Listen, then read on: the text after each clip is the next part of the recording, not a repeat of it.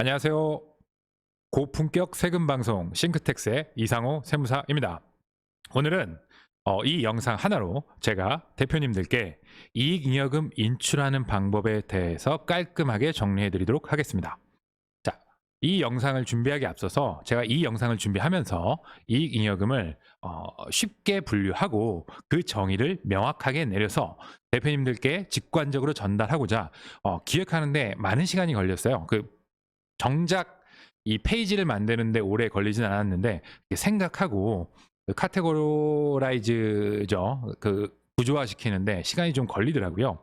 그런 만큼 대표님께 조금 더 효율적일 수 있을 거라고 저는 확신을 합니다. 자, 영상 앞부분 저는 이상호 세무사입니다.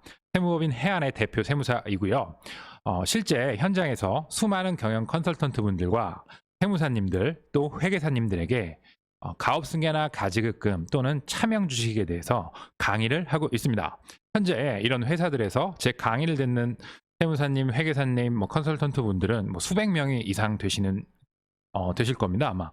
그리고 실제 저 같은 경우에는 강의만 하지 않고 실제 가업승계라든지 이런 가지급 정리, 차명 주식, 잉여금 환원에 대해서 프로젝트도 실행하고 있습니다.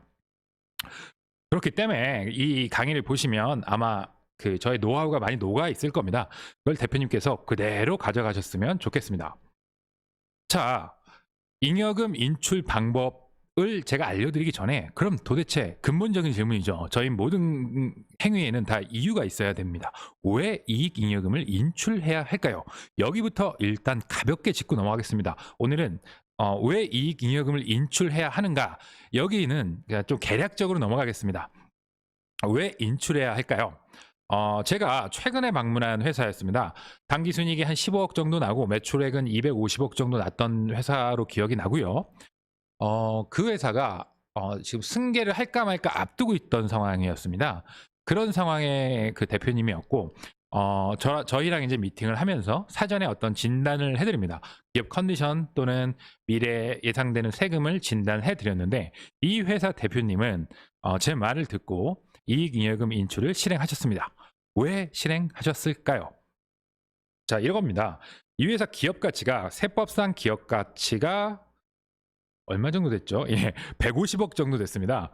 제가 갔을 때가 150억이었고요. 당기순이익이 제가 아까 15억 정도 됐던 회사였습니다. 자, 이 회사 조건을 일단은 기억하시고요. 좀 강소기업이죠. 중소기업 중에 아주 작진 않고 그렇다고 크진 않지만 하지만 단단하게 어느 정도 성숙기에 좀 접어든 기업 정도가 한 150억 정도 사이즈 되십니다. 그 정도로 그냥 알고 계시고 자, 왜 그러면 이익잉여금을 인출해야 할까? 자, 우리나라 모든 세금은 이런 구조로 거칩니다. 우리나라의 모든 세금은 이렇습니다. 안 먹히네요. 자, 세금이라는 건 결국 과세표준에다 세율을 곱한 값입니다. 이렇게 써있죠. 모든 세금 이렇습니다. 소득세, 법인세, 상증세, 마찬가지로 부가가치세도 마찬가지고요. 이 과세표준이 무엇인가에 따라 다른 거지 결국 이 구조는 똑같은 겁니다. 그런데 우리나라 세제 중에 대다수 세제가 이 세율은 사실상 법에 정해져 있고요. 대부분이 누진세 구조입니다.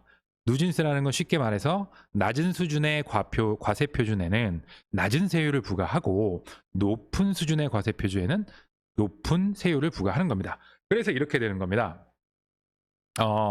예를 들어 소득이 100인 대표님이 계시면 이 분이 내는 소득세가 50원이라고 생각을 한다면 만약에 같은 조건에서 어떤 분은 대표님과 그 배우자가 50, 50 이렇게 해서 100을 채웠습니다. 한 분은 자기 혼자서 100이라는 소득을 다 가졌습니다. 이때 한 분이 내시는 세금이 50원이라고 하면은 방금처럼 그 두 명이 50원씩 나눠 가진 분들은 세금이 어떻게 될까요? 50원일까요? 그거 아닙니다. 그럼 25원씩 납부할까요? 그것도 아닙니다. 더 적죠. 한 15원씩 납부를 할 겁니다. 그래서 합계 세금이 한 30원 정도 되겠죠. 자, 그렇기 때문에 결국 우리가 모든 세금에 앞서서 이거 기본적인 텍스 마인드입니다.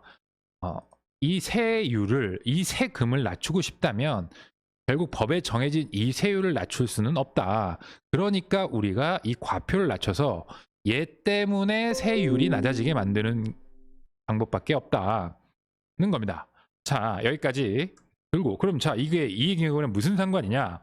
자, 우리가 상속세랑 증여세 같은 경우에는요, 주식 그 기업을 승계한다고 가정했을 때 그 과세 표준이 뭐냐면, 네, 제가 쓰면서 이야기 드렸습니다. 과세 표준은 어떤 거냐면 이꼴 주식 가치입니다. 자, 주식 가치가 과세 표준이고요.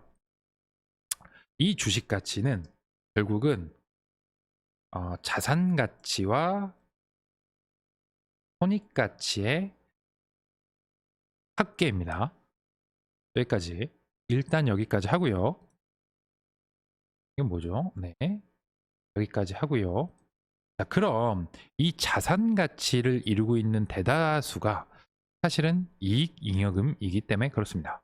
그래서 거꾸로 이익잉여금을 인출하지 않아 버리면 어떤 결과가 발생하냐면요. 자산 가치가 올라갑니다. 주식 가치가 올라가겠죠. 과표가 올라갑니다. 과표 올라갔는데 우리나라 누진세율 구간이라 세율은 더 많이 올라가고요. 당연히 세금은 더 많이 올라갑니다. 그렇기 때문에 이 대표님께서는 이익잉여금을 인출하시는 겁니다. 결국 거꾸로 이 화살표를 다 내리려면 결국 시작이 어디였죠?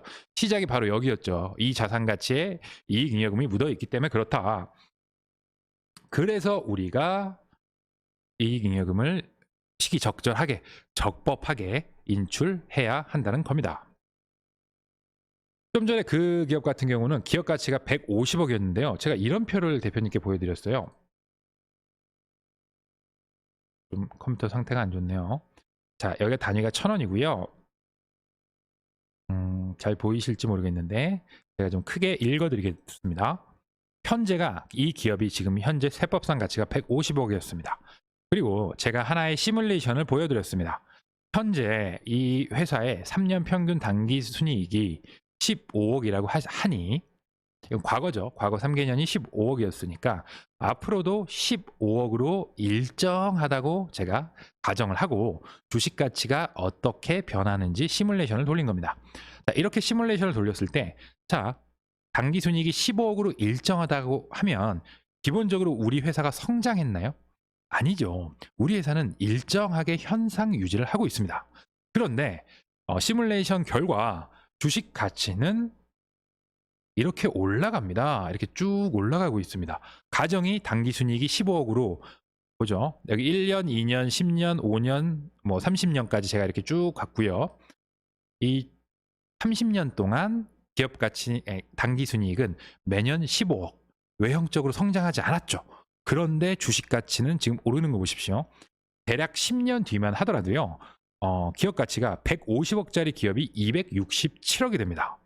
다음에 자, 이 10년이라는 시간이 결코 길진 않을 건데요. 기업 가치가 100억이 올라갔죠. 자, 다시 한번 여쭙겠습니다. 지금 이 가정에서 우리 회사가 실제적으로 성장했나요? 그렇지 않습니다. 단기순이익은 15억으로 계속 일정하고요. 인플레이션을 감안하면 단기순이익이 15억으로 일정하다는 건 오히려 성장하지 못하고 오히려 축소가 됐다는 소리죠. 그런데 기업 가치는 지금 10년 뒤에 거의 100억이 오른다는 겁니다. 이게 세법상 주식가치 계산을 하는 것을 제가 시스테마로 돌리고 다른 조건값들을 다 일정하게 맞춘 결과입니다. 단순 뭐 조정을 한 게 없이 단순 가정으로 해서 돌린 건데 10년만 돼도 기업 가치가 100억이 뛰는 겁니다. 자, 이런 회사를 이 상황을 보고 거기 대표님이 64세였나요?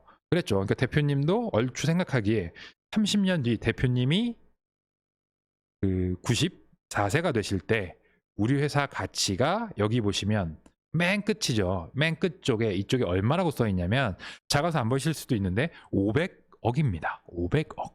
자, 150억짜리 회사가 매년 30년 동안 단기 순이익이 일절 성장하지 않았습니다. 10억으로 일정하게 유지하고 있는데요. 30년 뒤에 우리 회사는 500억이 되었더라. 150억짜리가. 저 500억이 뭐냐면 결국은 세금 상증세를 올리는 과세 표준이 된다. 이 시뮬레이션을 보고 대표님께서는 이익잉여금을 인출하신 겁니다. 그렇죠. 이 무시무시한 숫자죠. 그래서 어떻게 보면 우리가 증여에 대한 가장 기본 룰은 그거죠. 빨리 해라.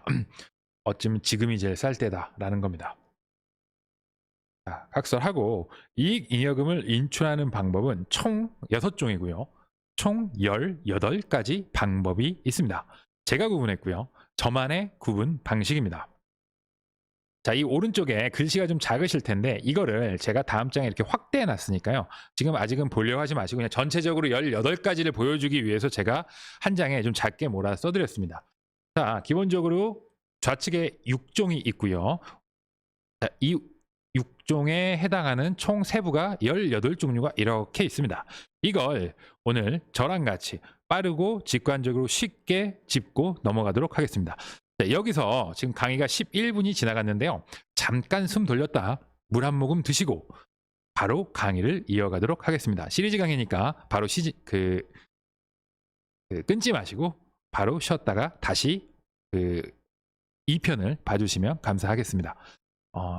여기까지 제 영상이 괜찮으셨다 하면 구독과 좋아요 버튼 부탁드리겠습니다. 고맙습니다.